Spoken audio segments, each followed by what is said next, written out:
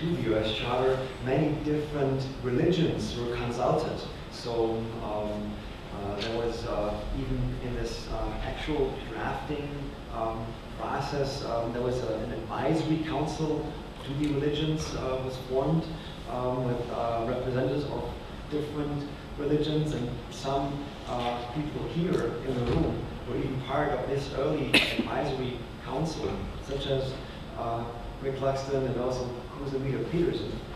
And so in this religious consultations, religious leaders were consulted, scholars, experts from many traditions, and they all shared their values that mattered to them and their vision for a more just, peaceful, and sustainable world. So when you look into the US Charter, you see that several spiritual values and principles are interwoven into the text, which still remains in somewhat secular, so that it will be open for governments to endorse it, for environmental institutions to work with it.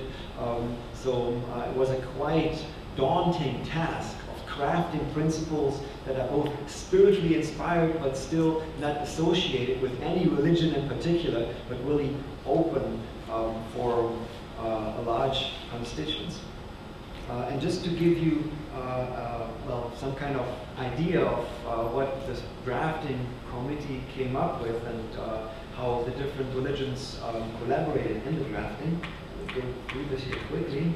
Well, here we have in the preamble some beautiful statements such as, we must realize that when basic needs have been met, human development is primarily about being more instead of having more. So this being more is certainly a spiritual value because it relates of, well, having rather fulfilling relationships with oneself, with others, with nature, rather than just consuming, really focusing on quality of life rather than just on the accumulation of goods. And I think especially in this field is where people of faith can bring in a lot, because our religious institutions can really help us to be more instead of having more. In some way, it's the religions that are actually living up and fulfilling the promise that materialism and consumerism is promising, that if you buy and allocate a lot of things, that you will have a richer and more fulfilling life. But as all of you may know, I think that it's just an empty promise. And then further down in the preamble it says, the spirit of human solidarity and kinship with all life is strengthened when we live with reverence for the mystery of being, gratitude for the gift of life, and humility regarding the human place in nature. So I think, again, these are some really crucial values as we proceed on the way of how to actually create a more just and sustainable world. And these principles are indeed necessary for this major transition ahead of us.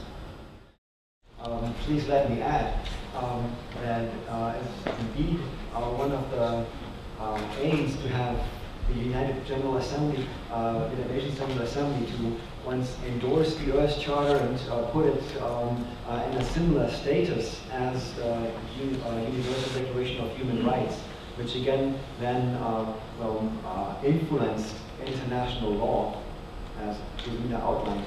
And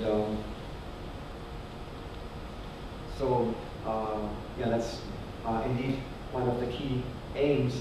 But before that, so far, it's what we call the bottom-up ratification process. So we try to first have the US Charter being used and implemented by many different groups around the world, so that it actually can be used and applied, and then it can inform and inspire more organizations and eventually trickle up also to governments and United Nations. So again, as you heard, what is the US Charter? First, it's this international declaration. Second, it's this historical drafting process that was quite unique. And thirdly, it's also a social movement, a global social movement consisting of educational institutions, schools, universities, local communities, local city councils and governments, and then including also religious institutions of various kinds. And I drew up a couple of them here, just to give you a sample of who actually is working with the Earth Charter. It's more than 4,800 organizations so far, including here in the room Brahma Kumaris, Soka Gakkai, also the Council of the Parliament of the World's Religions, endorsed in '99, where the Earth Charter was given a strong visibility.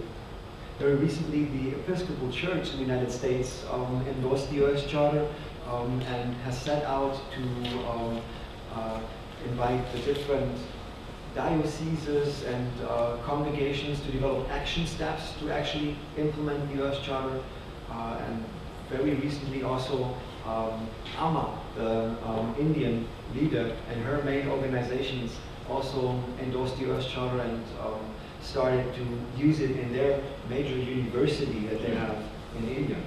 And this is just to show that the Earth Charter is being used in many different religious, spiritual, and faith-based contexts.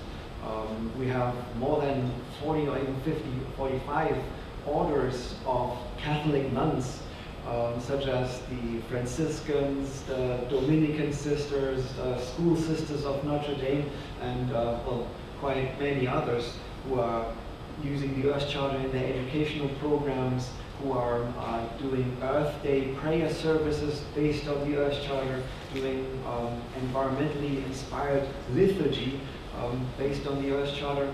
And I'm very glad that several representatives of faith-based institutions within the Earth Charter network are in the room and are here with us today.